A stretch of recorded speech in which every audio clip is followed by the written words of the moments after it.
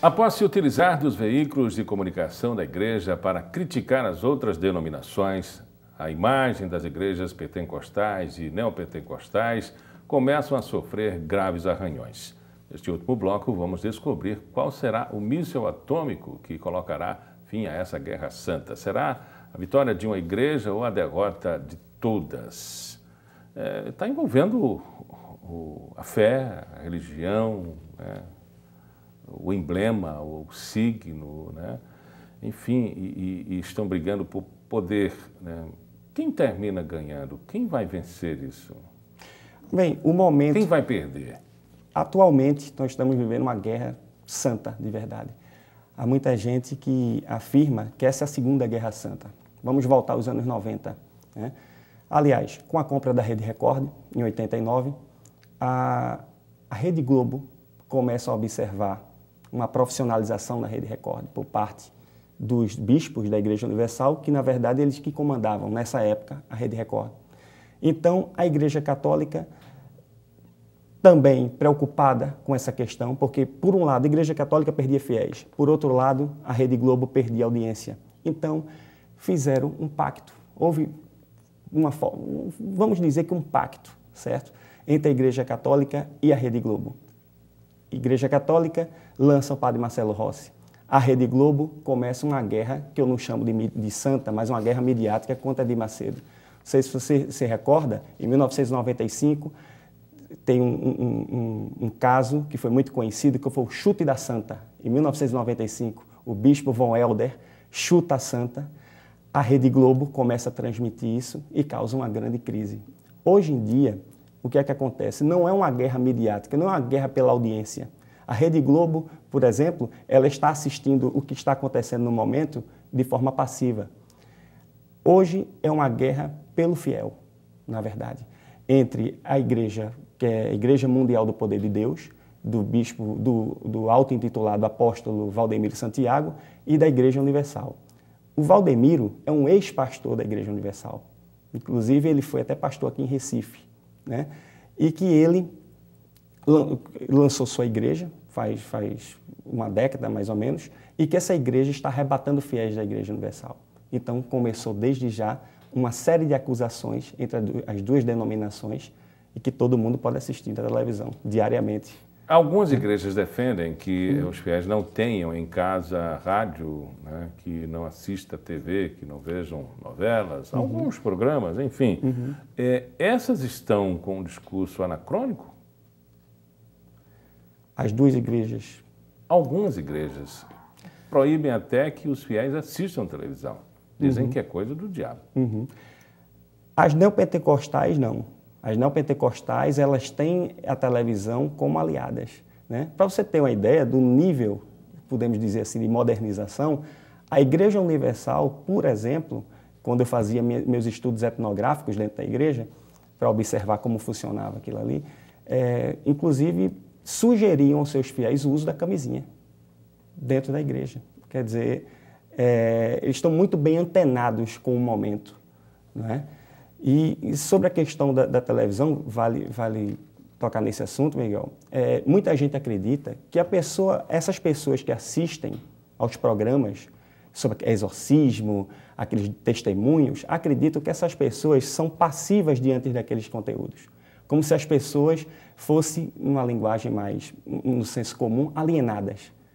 Nas minhas pesquisas, o que eu observei é o seguinte: são mais críticos do que a gente imagina. Essas pessoas que assistem esses programas são extremamente críticas. Inclusive, chegavam a dizer, aquele pastor tem cara de safado, eu não acredito naquele pastor. Aí fica uma grande interrogação nas minhas pesquisas, que eu me perguntava, então por que esse povo continua a assistir? Né?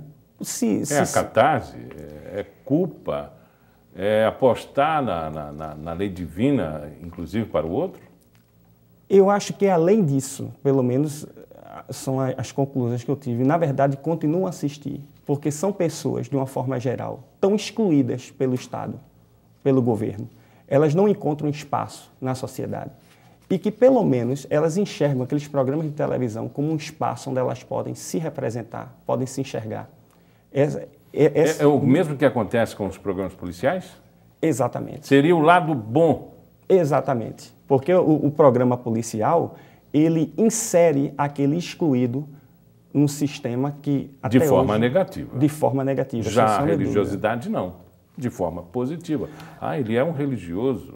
Sim, não tem, claro que nós que estamos fora da igreja, nós temos a tendência de ser extremamente críticos, né, ao que acontece e que é transmitido. Mas é como Durkheim fala, que não existe religião falsa. Na verdade, toda religião ela preenche a necessidade do ser humano, né?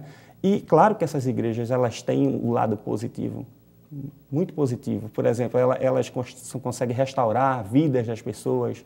Eu observei nas minhas pesquisas, muita gente saiu da droga porque passou a participar dessa comunidade, né? O mundo que a gente vive atualmente, vivemos um mundo que é como Giddens fala, que as instituições cascas, elas que são a igreja, o Estado, a família, essas instituições elas foram enfraquecidas ao longo do tempo. O capitalismo enfraqueceu muito essas instituições. Então, uma forma de um ser humano se sentir seguro hoje em dia é participando de uma comunidade. Então, essas pessoas, elas encontram nessas igrejas uma comunidade, elas se sentem seguras dentro. Podem ser budistas, podem ser... Qualquer instituição. Ayahuasca, da comunidade de fé, eles podem ir para uma igreja evangélica, ou eles podem ir para a igreja católica. O importante é que eles estão juntos e têm uma base filosófica, né, de orientação para a vida. Uma doutrina que estabelece umas certas regras dentro daquela comunidade e que dá segurança às pessoas, né? E a outra parte negativa, vamos entre aspas, que seria o dízimo, a embromação, isso faz parte do sacrifício? Para fazer parte da comunidade? Faz parte do sacrifício.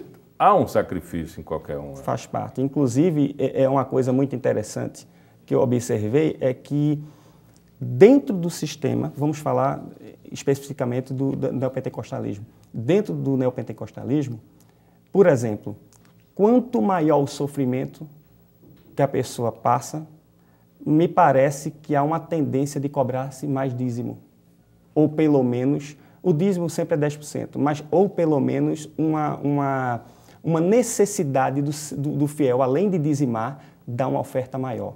Eu participei uma vez de um culto, que até era um culto que ia ser gravado, então isso é que me interessava, né? Então, nesse culto, o pastor, ele perguntava, o pastor apresentador, perguntava quem aqui tem tuberculose? Então, muitas pessoas levantavam a mão, quem aqui tem câncer? Isso de uma forma hierárquica, ou seja, quanto a doença é mais grave, ele ia, né, perguntando às pessoas em sequência. E na hora da oferta, quando ele pedia a oferta, as pessoas que se apresentavam com doença mais grave, o discurso, a oratória era que dessem mais dinheiro, dessem uma oferta maior. Isso era claro dentro da igreja. É o preço que se paga para ser aceito por Deus, mas primeiro tem que passar a ser aceito pela comunidade. Exatamente. Porque a igreja, na verdade, o papel dessas igrejas é um papel de mediadora entre o fiel e Deus, né? Ela está entre os dois. O senhor falou que a ausência do Estado causa isso. Sem dúvida. O Estado sente isso? Sente, com certeza. Eu vou lhe dar um exemplo. Por exemplo, quando eu fui defender, eu comecei a fazer meu doutorado na Espanha e me chamava a atenção porque eu queria dar continuidade aos meus estudos sobre neopentecostalismo. E a Igreja Universal está em mais de 200 países. Em todo o mundo a Igreja Universal está. Então, me chamava a atenção, eu comecei a assistir a televisão espanhola e eu notava que não existia programas religiosos na TV espanhola. E a Igreja Católica é extremamente forte dentro da Espanha. E eu perguntei aos meus colegas, por que eu não encontro programas religiosos na televisão espanhola? Não, porque o Estado não permite. Então, é uma forma do Estado conter, não é, essa problemática. No nosso país, não. No nosso país, concessões... Mas a proibição é por conta do que está acontecendo no Brasil ou eles nem sabem que isso vai acontecer, eles estão imaginando que poderia causar um problema? Eu acho que com esse mundo globalizado, todo mundo sabe o que está acontecendo na casa do outro, né? Não sei se é por causa do exemplo brasileiro. Na verdade, o que está acontecendo aqui no Brasil está acontecendo na Colômbia, está acontecendo em vários países. Essa guerra pelo fiel na televisão. Qual é o futuro disso? Primeiro para as igrejas, né? Segundo para o povo. O quadro não vai mudar. Eu acho que, na verdade, esse campo religioso é um campo muito dinâmico. Se hoje nós temos a Igreja Mundial do Reino de Deus, a Igreja Universal, daqui a poucos anos vai surgir outra, às vezes cisões de uma própria igreja. Né?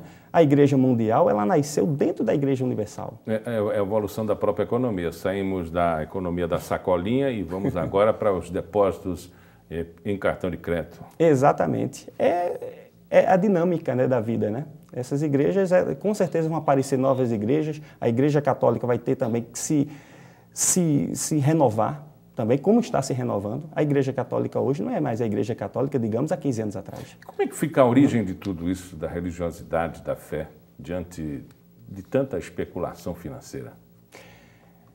Eu acho que é o desencantamento do mundo. Né? O que eu observo que é um desencantamento do mundo, né? É você enxergar, por exemplo, o divino não mais como um ser que vai lhe dotar de esperança, de salvação. Hoje em dia, as religiões, pelo menos as mais modernas, o fiel vai à igreja em busca de prosperidade financeira. Né? Eu até na introdução de um livro, eu até cito o seguinte, cito que muitas vezes o Deus que se encontra dentro dessas igrejas, na verdade, ele faz um papel de agiota. Ele, por meio do dízimo, ele dá graça para as pessoas mediante o pagamento de dízimo, que é uma pena. E o enfoque desta semana fica por aqui. Agradeço a participação do nosso convidado, o professor da UFAL, Dr. José Gibson Dantas. E obrigado a você por sua companhia. Não se esqueça, temos um encontro marcado na próxima semana. Boa noite e até lá. Tchau.